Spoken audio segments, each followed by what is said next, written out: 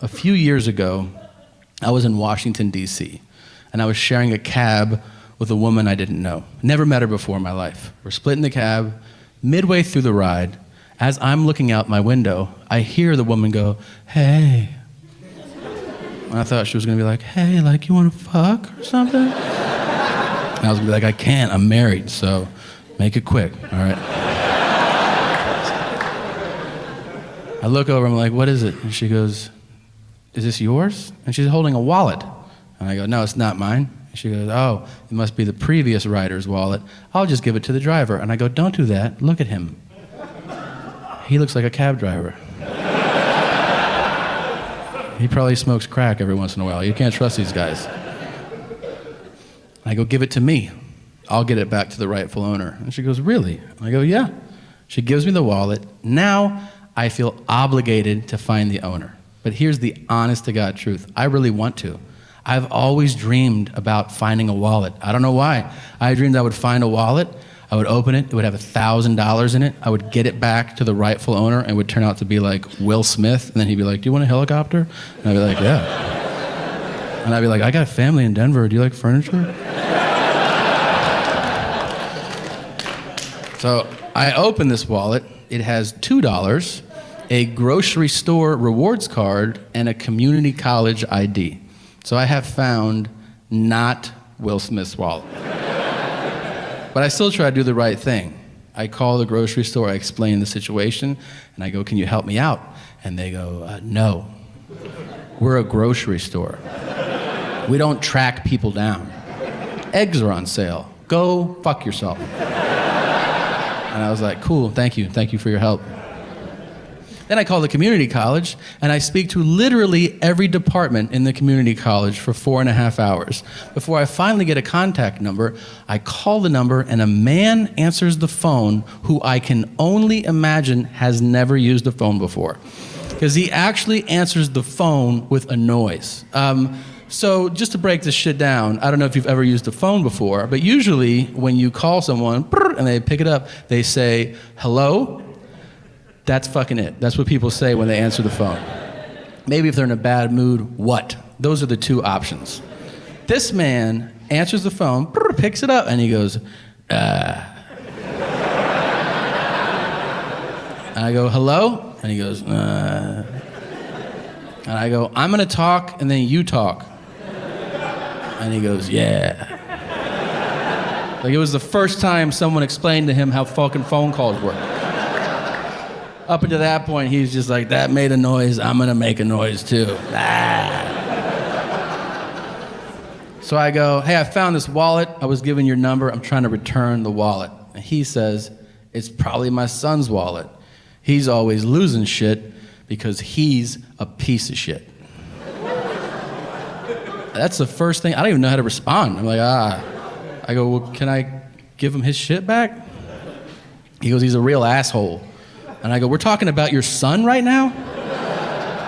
And he goes, "Yeah, I don't think he's gonna amount to anything." I go, "Jesus Christ." I go, "Maybe he will amount to something if he gets his wallet back."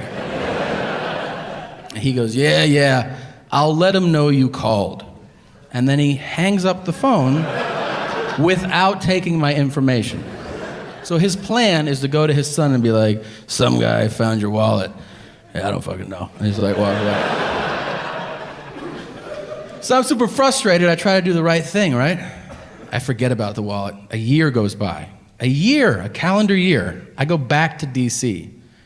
I go in town, I call a friend. We go to a restaurant, just a random restaurant.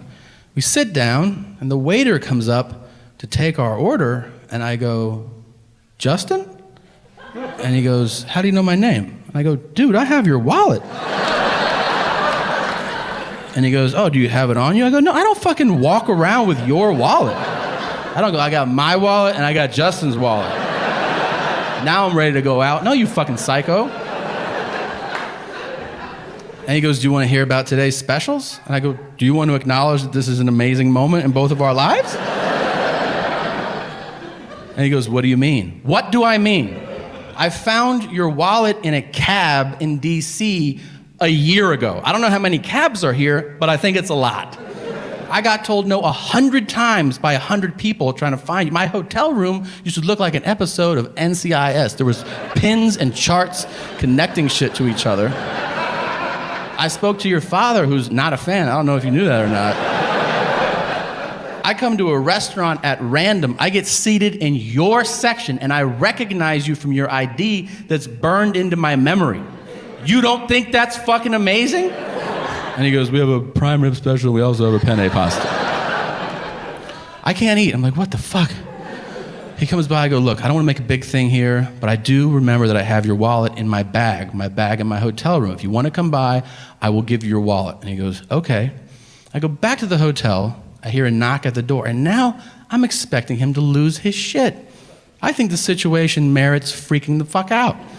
I think he was playing it cool, and now he's gonna be like, I didn't want to say this earlier, we should open a surf shop in Maui together.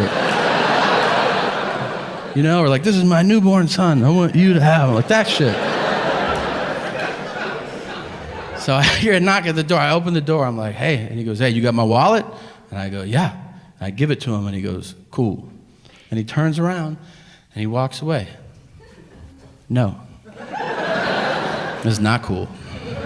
So I open the door, and I see him about to get on the elevator. I go, hey, Justin! And he goes, yeah. And I go, your dad's right. You're a fucking asshole, and you're never gonna amount to anything. And I shut the fucking door. I'm not calling you stupid if you're religious, okay? That's a cheap shot. If religion gives you comfort, I think that's great. I would not call you stupid for that. I would only call you stupid if you read your horoscope. And you make life decisions based on what the planets are doing.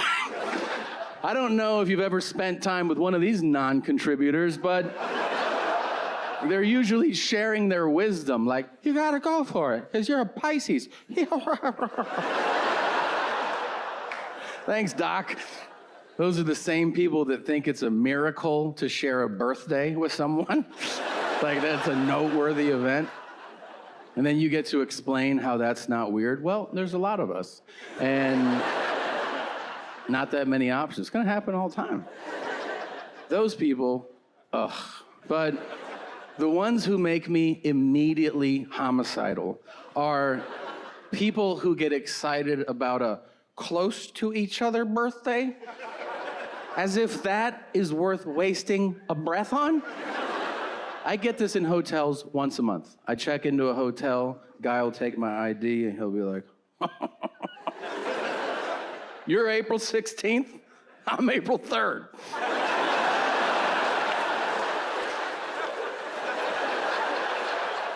I go, hold on a second. You mean to tell me 2 weeks before I was born, you were born?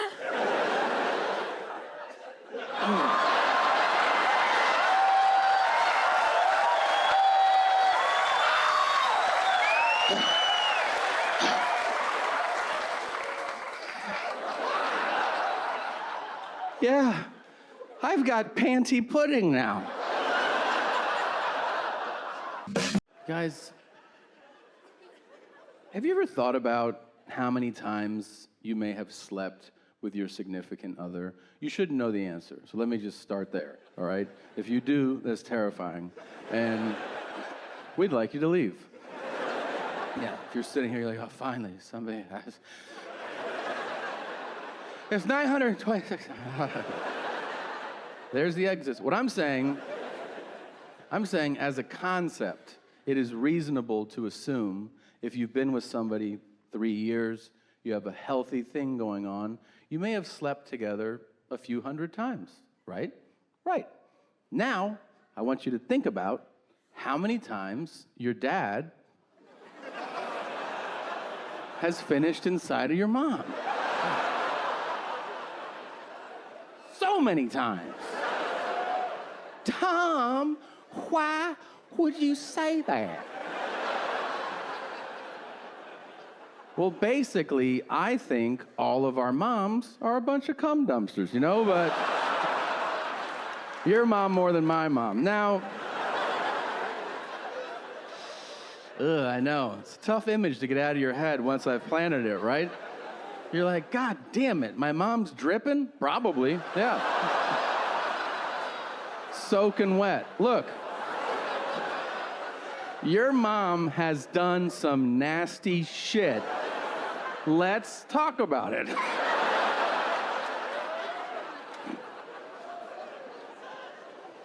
She really has. And look, I'm here to defend her, all right? It is not her fault.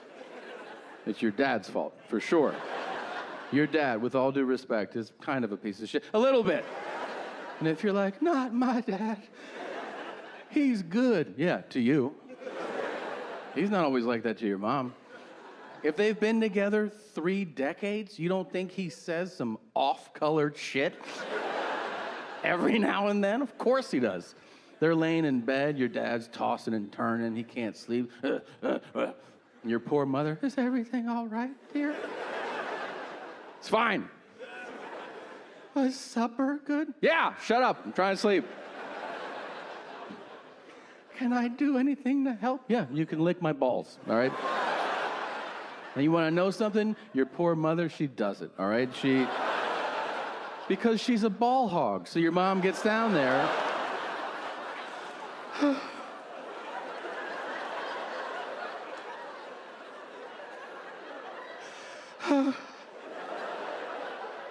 And she goes, I like my life. Oh, your mom. Now, your grandma. Think about some of the things that she's done. On the railroad tracks or wherever she used to fuck around. El Paso? I don't know. You're like, why are you saying this stuff, Tom? Because I'm having fun. Because I enjoy upsetting people. Yeah, I don't know what it says about me psychologically, but there is, I don't know, there's like a marching band inside of me right now going, good job, good job. Yeah, because internally I picture somebody out there going like, I was having fun until he talked about my slut mom. And it makes me happy. I don't know.